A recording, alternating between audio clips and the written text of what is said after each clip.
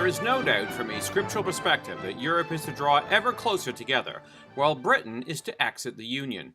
We don't come to this conclusion due to any powers of political prognostication or by reading political tea leaves or European entrails. Rather, it is a clear indication of the scriptures. The prophecies of Ezekiel clearly indicate that nations who come to destroy Israel at the time of the end are a conglomeration, largely European, led by Russia.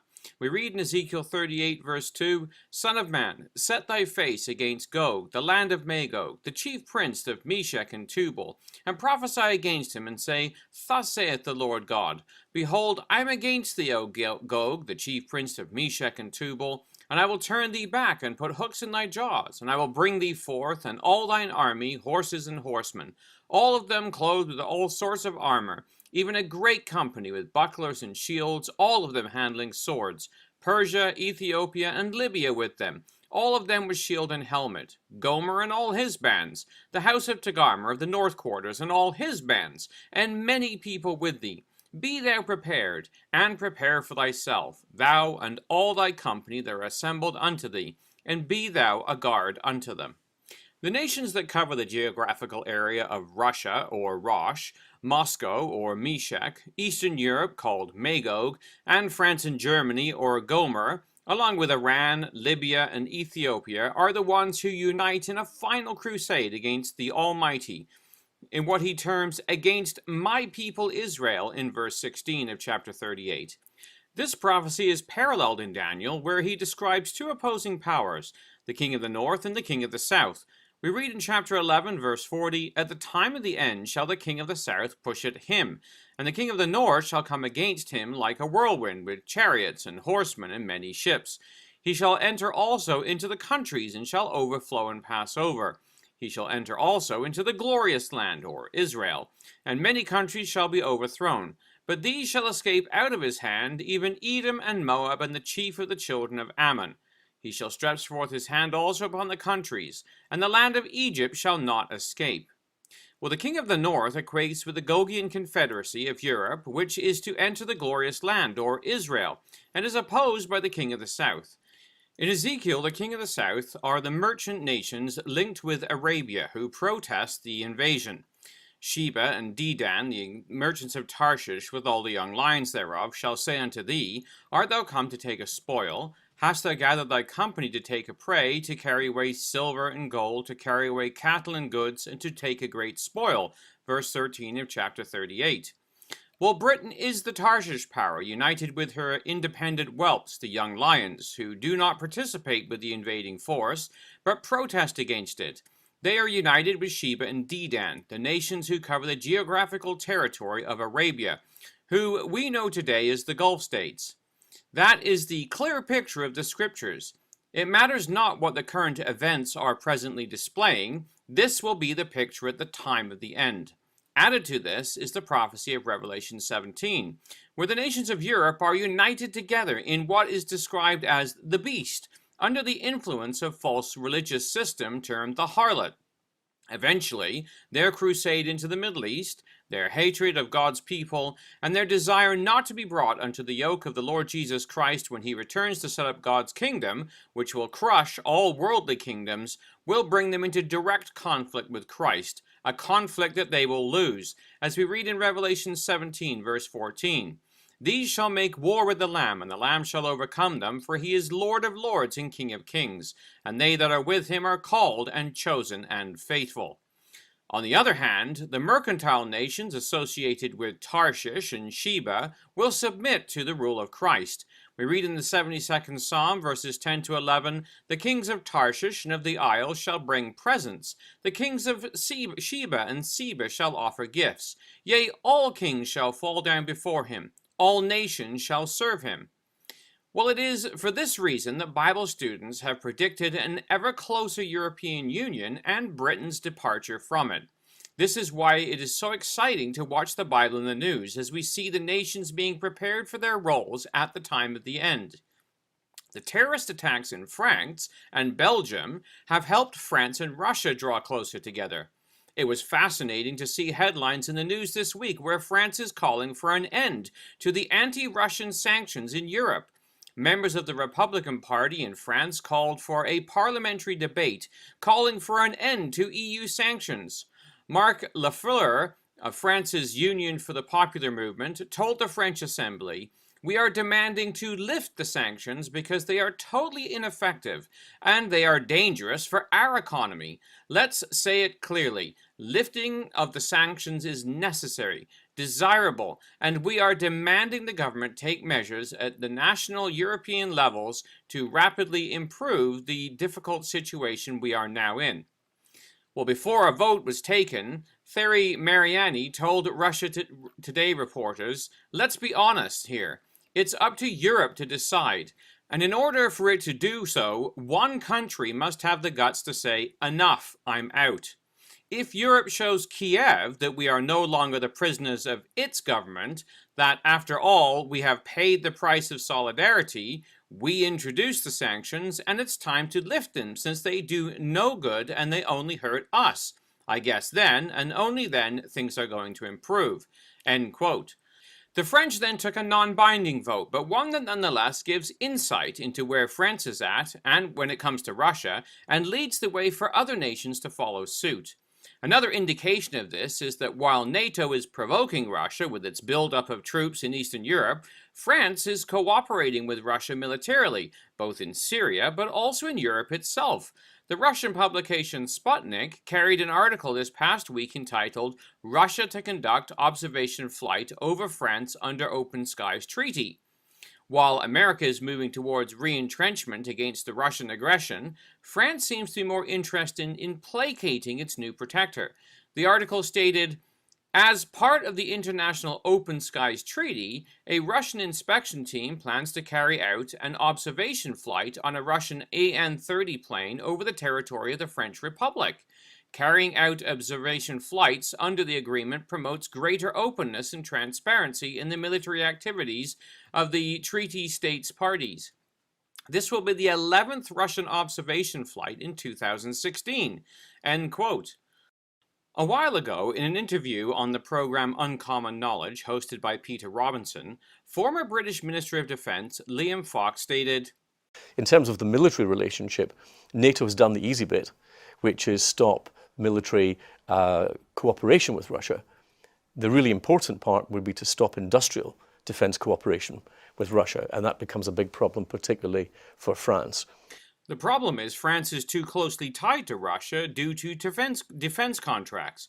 During the same interview, he commented on Germany and stated that it too is too close economically to Russia to pull in a different direction. It's true that countries, particularly Germany, are very, very closely linked industrially and in terms of energy supply to Russia. The deal that former Chancellor Schroeder did put Germany very much with the Russian energy noose around its neck. So both France and Germany are locked in with Russia. Well, meanwhile, the threats between NATO, of which France and Germany are currently members, and Russia are growing, and they are translating into dangerous actions. There have been multiple close proximity aggressive flybys made by Russian fighter jets against American warships in international waters, but close to Russia's territory in the Baltic Sea and elsewhere over the past few weeks. The U.S. Naval Institute reported this week the Baltic Sea region has emerged as one of the friction zones between the aggressive Russia and the United States and its NATO allies in northeastern Europe. Recently, the USS Donald Cook was twice buzzed by a Russian Su-24 fencers during an exercise in the Baltic Sea. The Cook incident is just the most recent of a string of close encounters between Russia and the West at sea and in the air over the Baltic Sea over the past 2 years. Well, commenting on this recent aggression, author Sebastian Gorka stated, answering a question as to why the Russians would do this. Because they're probing. This is classic Cold War strategy. Remember, Vladimir Putin was a colonel in the KGB, so he's just testing, constantly prodding our chest, and when he sees us do nothing, he fills that vacuum. This is why he invaded Crimea, this is why he's intimidating people all across the area around the Balts, and this is why he's moved into the Middle East. Classic Cold War tactic. How did we respond? The Baltic nations, now members of NATO, have called on additional protection from NATO nations because they believe as though the Russians are beginning to rattle their cages. The Poles are also asking for more protection. And remember, those states, the Baltic states that are members of NATO now, they were taken over by the Soviet Union. They were forced to be part of the USSR. They are very afraid right now. Another voice in this debate is again the former British Defence Minister Liam Fox, who stated of Putin, he is sending a clear message to NATO that Russia, in areas that it regards as its near abroad, will reserve the right to act militarily. We've seen it in Georgia, and we did nothing in Georgia.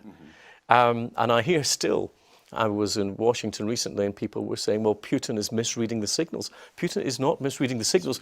Putin is perfectly reading the signals. He understood what it was when we did nothing about the red lines in Syria. He understood the West's inactivity over Georgia when the Ukraine was being blackmailed with gas supplies and costs. In all these things, we did nothing. And he understood perfectly what that allowed him to do. So for the longest time, the West stood back and did nothing.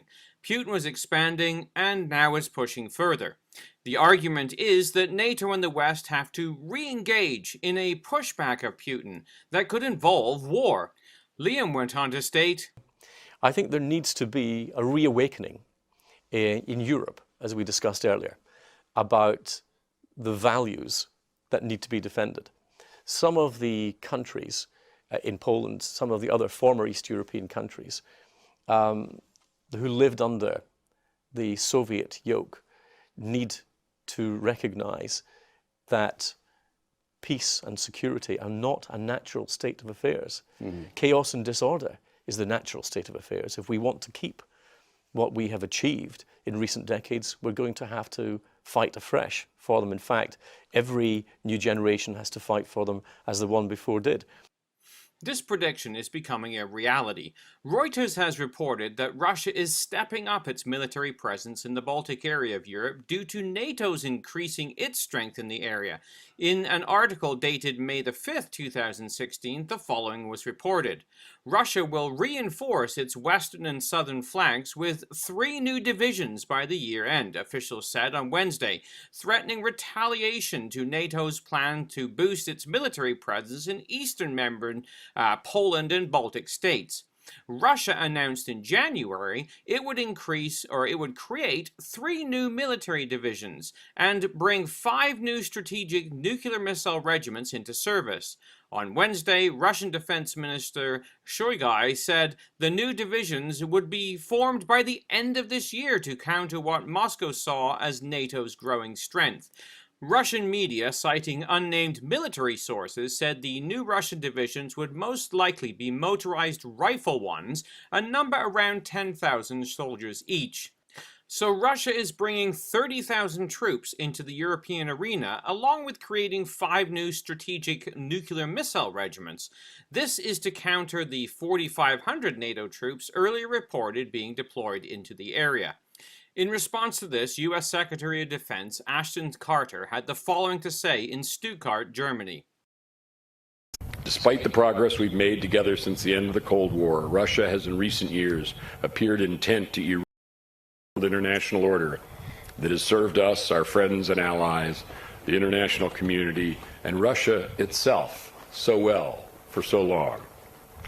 Russia continues to violate the sovereignty and territorial integrity of Ukraine, Georgia, and Moldova, and actively seeks to intimidate its Baltic neighbors. At sea, in the air, in space, and in cyberspace, Russian actors have engaged in challenging international norms. And most disturbing, Moscow's nuclear saber rattling raises troubling questions about Russia's leaders' commitments to strategic stability, their respect for norms against the use of nuclear weapons, and whether they respect the profound caution that nuclear-age leaders showed with regard to the brandishing of nuclear weapons. However, America and NATO are having a job keeping up. U.S. Naval Forces Commander in Europe, Admiral Mark Ferguson, told CNN, "We're seeing the Russians have more advanced weapon systems, missile systems that can attack land at long ranges. We also see their operating proficiency is getting better as they range farther from their home waters." He added that we cannot maintain 100% awareness of Russian sub-activity today. Our attack subs are better, but not by much. Russian attack subs pose an existential threat to U.S. carrier groups, end quote.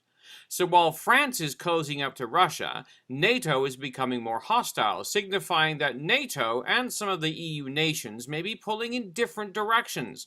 NATO, the North Atlantic Treaty Organization, is comprised of nations such as the USA and the UK, who are the greatest contributors along with France.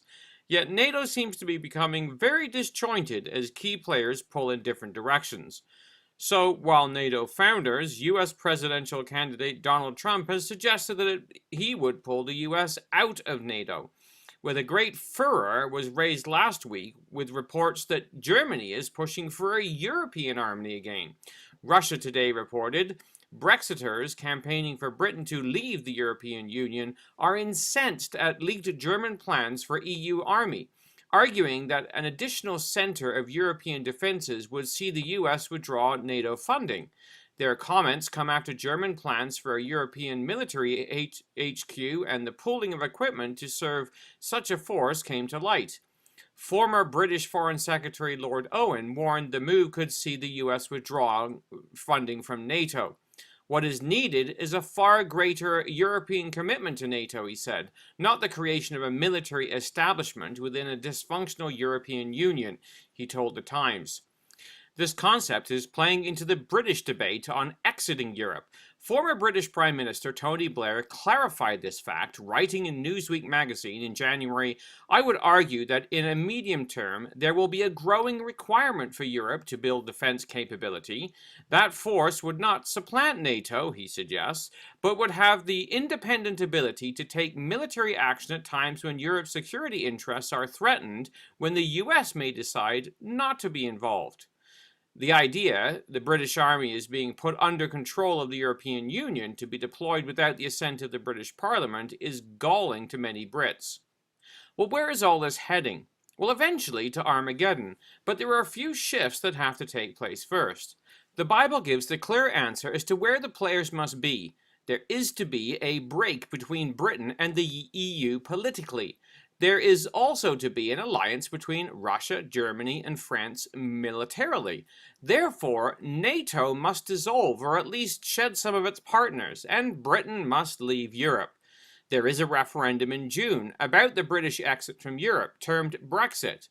While we don't know the outcome of this referendum, we do know the situation that will exist in the time of the end. This referendum may just be a milestone in getting Britain to the position the Bible requires of it. It was interesting in the past few weeks to see even Obama weigh in on the debate in comments that had been branded as extremely arrogant hypocrisy when he stated, I think it's fair to say that maybe some point down the line, there might be a UK-US trade agreement, but it's not going to happen anytime soon because our focus is in negotiating with a big bloc, the European Union, to get a trade agreement done. And UK is going to be in the back of the queue, not because we don't have a special relationship, but because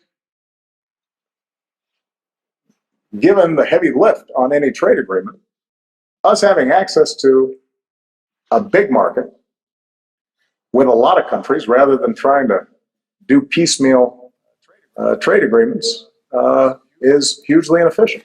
Of course, by the time the dust settles, Obama will no longer be president and his opinion will be irrelevant.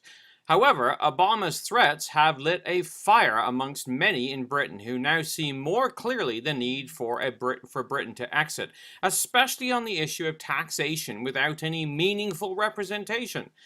Australia also waged in on the debate when Senator Patterson urged Britain to leave the EU, stating that a Brexit would benefit the Commonwealth, i.e. the young lion nations. He stated, A free trade agreement between Australia and the United Kingdom cannot be negotiated because the United Kingdom has no freedom to determine its own trade policies. An agreement for the free movement of people between the Commonwealth countries such as Britain, New Zealand, Australia and Canada also cannot be negotiated because Britain has no freedom to determine those policies. I urge the people of the United Kingdom to consider very carefully their vote on the 23rd of June. It is up to you to decide whether you remain or whether you leave. But rest assured that your friends around the world, including in Australia, would welcome you back into the international community outside the European Union, and you would have a strong, prosperous and stable relationship with us if you chose to do so. So according to one of the Young Lions, a Brexit would strengthen the Young Lion relationship. We will watch with great interest the events of May and June regarding Britain and the Bible in the news.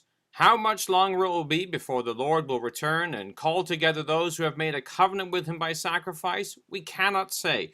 But we see the pieces shifting rapidly all over the chessboard, signaling that the Lord is at the door. For the Bible in the News, this has been Jonathan Vaughan joining you.